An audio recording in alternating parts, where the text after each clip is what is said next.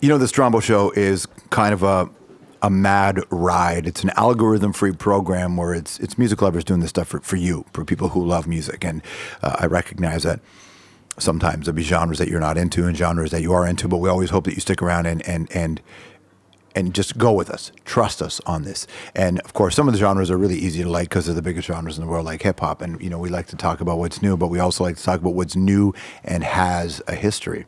And none greater in this country than Maestro Fresh Wes. Hello, sir. The algorithms, bro. The algorithms. Algorithm free on this show. Algorithm free. Between you and Mishi Me, hip hop in Canada, Toronto, showed up. Yeah, man. And listen, man, today, and I don't want to belabor the point, but I will because it's a big one. Yesterday, you turned 50.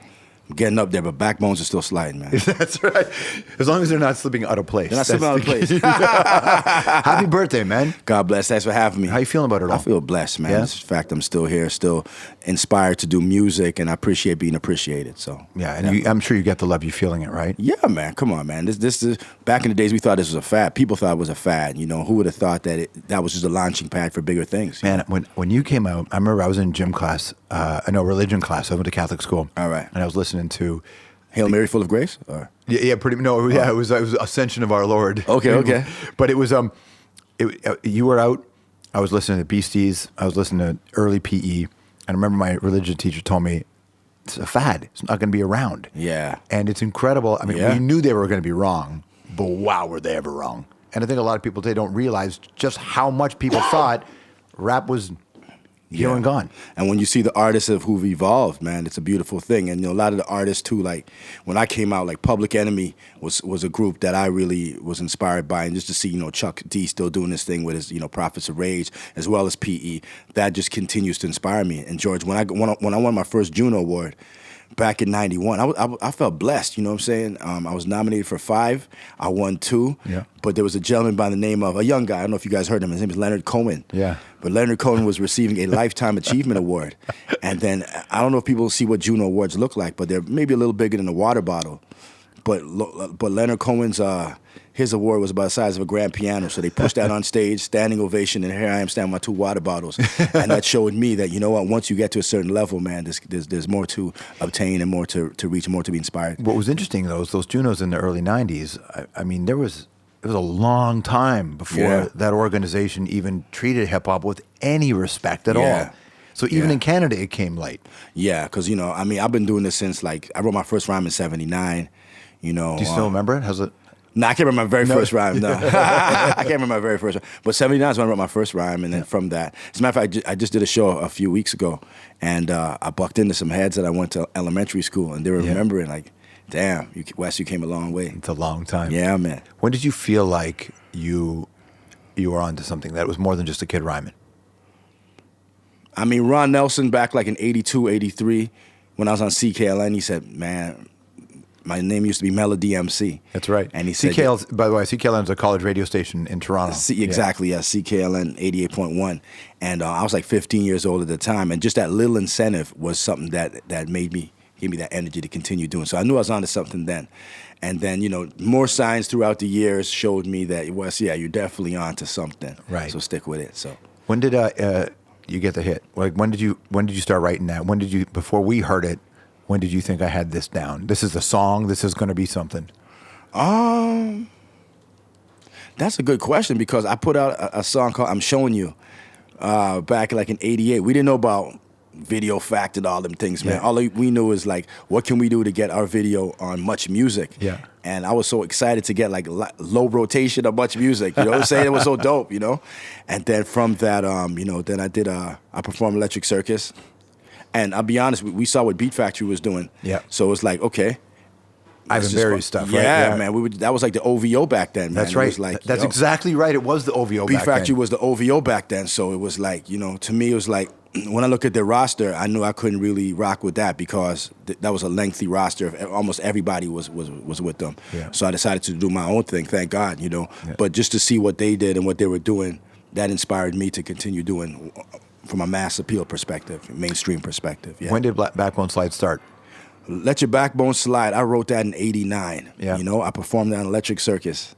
and the rest is history. Shout out to Stevie B for just being in the right place at the right time, LMR Records. Yeah. And I got a shot and I ran with it, man. But it was like, that's why I always say good things about Much Music. Every time I drive by that building, Yeah. a lot of good memories. Listen, me too, man. It was an important place. It was, Yeah. in fact, it was the only place on a national level Yeah. where we were sharing music. Yeah. I know there were radio stations, but radio stations weren't playing hip hop. Radio stations weren't even playing black music. They would Yeah. do Jimi Hendrix or Lenny Kravitz, and that was it. That was it, yeah. That was it. Yeah, and man. so when a radio station started playing, when Much Music started playing rap, Yeah. I mean, there was Rap City, of course. Yeah.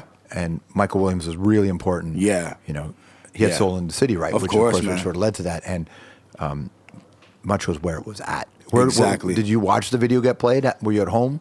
I can't remember when I first saw Backbone Slide being played, but I remember the club when I first heard it. It was Falcon's Nest, man. Yeah.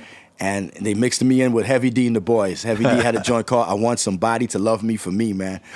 And then I was with Farley Flex at the time, and his eyes just opened up. And I'm like, what's wrong with this dude? But I wasn't really paying attention. In the background, the DJ, that was Backbone being played, about to get mixed in. And then we started jumping around like idiots, man, because to me, that was a destination we reached where you got a cat from Toronto, Yep. and your song is being mixed in with one of the biggest hip-hop artists at the time.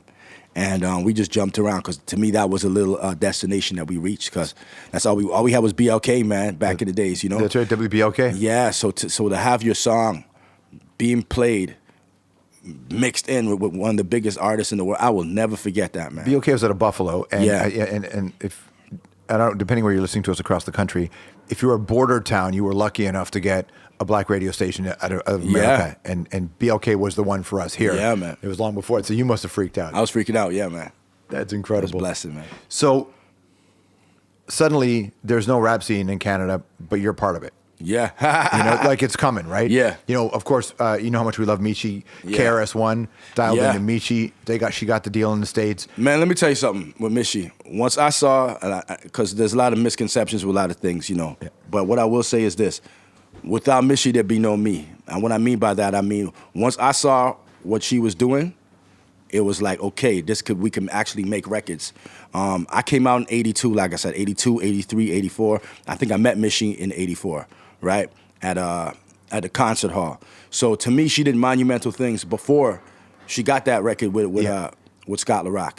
But what I will say is that was a changing of the guard. When Scott LaRock and KRS-One jumped on Elements of Style, and then we saw the back of the Criminal Minded album, shout out to Ron Nelson and the Toronto Posse. Yeah. To me, that was like, yo, this is the Bronx where hip-hop originated, and they talking about us. Yep. So that was the next, that was like the battery in the back for us to... That mattered, right? Yeah, you know what I'm saying? That mattered because before that we were doing dope things, but that was just like party records, like party rap. Sorry, not even records, but party rap. You know what I mean? Like concert hall, Sunshine Sound Crew. You know what I'm saying? Yeah. Whatever like that. But once we saw that record, and there was other records too, but that was the one that really made a buzz for us to say this could be real because it had the cosign from Boogie Down Production. I don't know.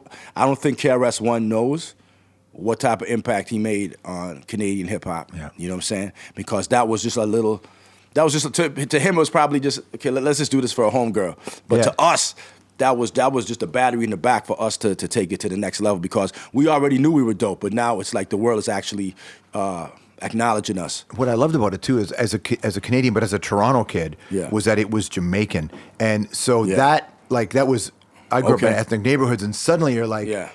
it's no. This is ethnicity now. But Like, watch this though. But we gotta be Yeah. real with it though. Jamaican funk didn't drop till years later. no, I know, no, but the Yeah. sound was though. Yeah, I Like, guess to some capacity. Yeah, Because Michi, this is the thing. That's why I'm saying Michi did epic things before making the record. Yeah. Like she'd battle MCs, then she'd implement the reggae Yeah. with her rhymes. That was like before she had her deal with LaRock. before she got her deal. You see, so Yeah. before she dropped that single. Yep. So she was known. You see, a lot of people. That's what I'm talking about. A lot of people switch up the timelines and stuff, right? But Michi was dope before making records. That was just that right there was to let you know this could possibly be a career. Now, when did you get the sense that you were going to?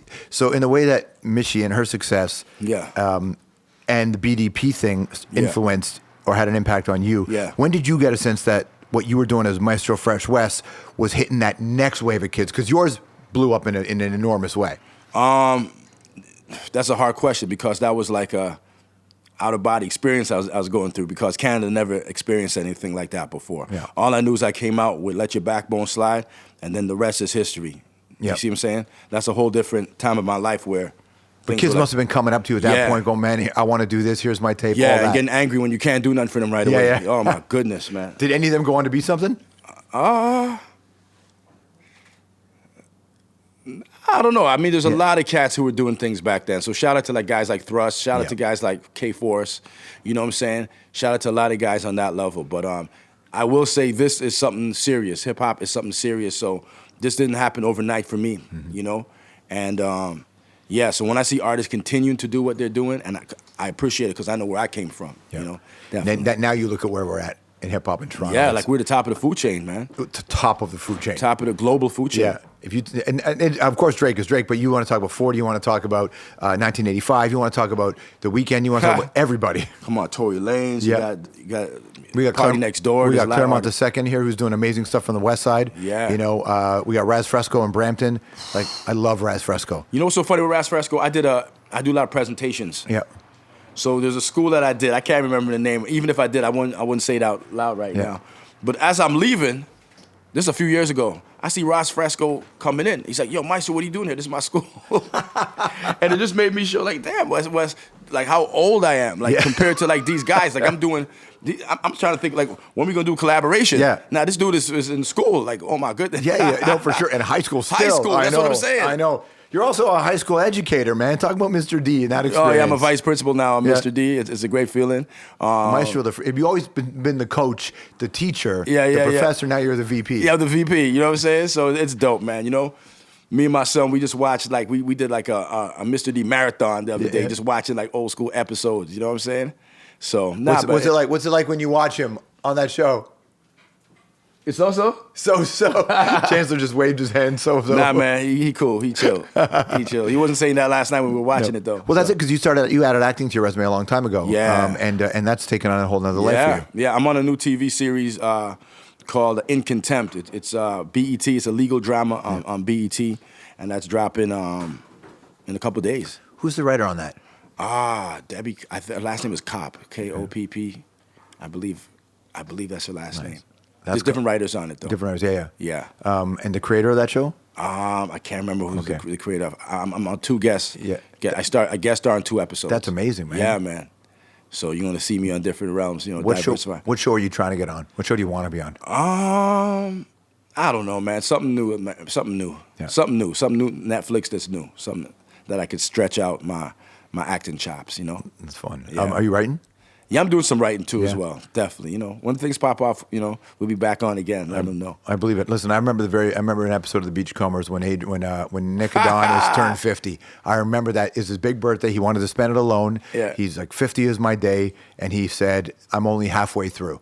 Okay. I've got another 50 to go. Man, and listen, it's man. stuck with me, this idea that, because so much of it is emphasis is put on youth, and I understand why, Yeah. but old lions are interesting to me. Well, and you know what though? I've been spoiled, man, because I grew up in an era where I've met through, you know, being what I've done in Canada. I've met like Neil Young. Yeah. I've met Bryan Adams. You know, I've met cats that are seen as iconic artists. Yeah. Within rock, and I always said to myself, like, why don't we celebrate that in hip hop? There's nothing young about Neil Young. No. You know what I'm saying? But he's a G, man. But he's a triple OG. Yeah. You know what I'm saying? So to me, with hip hop, that's something I want to, be a part of. You know, to say that we don't make records, we make history. Right. Just like rock artists, they made their history. We got our own history here too. I mean, you were the Black Trudeau before there was a Prime Minister Trudeau. Yeah. Well, before, Yeah. you know, because I know obviously Justin's doing this thing now, Yeah. but Black Trudeau, that's one of my favorite joints, man. You And know? I remember when you put it out, I thought, oh my God. You got some love in that one. I could totally. Yeah, I appreciate that. You got a shout out. Yeah, you know, I appreciate that. But I was verse like, 3. Black Trudeau, that's genius, man. Yeah, You man. use that. Were you at the Public Enemy show when I dropped that? Yeah. Did Oh, you yeah. see Chuck D Oh, yeah. drop on stage when I busted? Yep. He comes out on stage at the Public Enemy show. Yeah, the cops pulled me over before that show, and I had to really let them know that if they made me late for that show, that we are going to have to You have to fight the power. We're going to have some problems. Okay, I said, give me the ticket, do whatever you got to do, but if you make me bring the noise, we're going to have a problem. Did you get there in time? I got there in time. Good, the cop man. laughed, and he's like, why are you so intense? I'm like, they're doing fucking this album. I got to go. Yeah. And he smiled and was like, all right, you got to go. Okay, good. And when he brought you out, he gave you much love too, right? Yeah, man. Yeah, that's one of my highlights, man. Yeah. You know, performing Black Trudeau on stage and watching Chuck D drop, you know, because the bars were so intense and so funny. I think we had a lot of great lyricism back in hip hop again today, right? There's a lot of great lyricism. Man. I love when bars come out. Oh my goodness! The shit between Cameron and Mace, Murder Mace comes back and drops the Oracle. Those are lyrics. The Oracle was one of the finest. Those are lyrics, man. Come on, man. Cameron came with lyrics. Mace came with lyrics. Yeah. Thank goodness. Is that exciting for you now? Hell yeah. Yeah. When I hear MC spit, I'm like, oh, thank you. Yeah. That just inspires me. Like that's why I do a lot of I check out a lot of battle rap. Yeah. You know what I'm saying? Yeah, that's right. We were at the King of the Dot once together, right? Because that's what inspires me, man. Like watching those guys, because it's just straight lyrics. Right. And that's what inspires me to continue, you know, do what I do. Do you what I like about it is that you can have big pop hits now, and hip hop is it's obviously it's universal. And the biggest hip hop is very chill, you know, even the stuff from Atlanta, it's all very chill. Yeah. And lyrics aren't really the emphasis, but they don't need to be, because there's room for lyrics elsewhere. Well, let's look at a guy like Tory Lanez. Tory Lanez will make cool records, cool, fun records.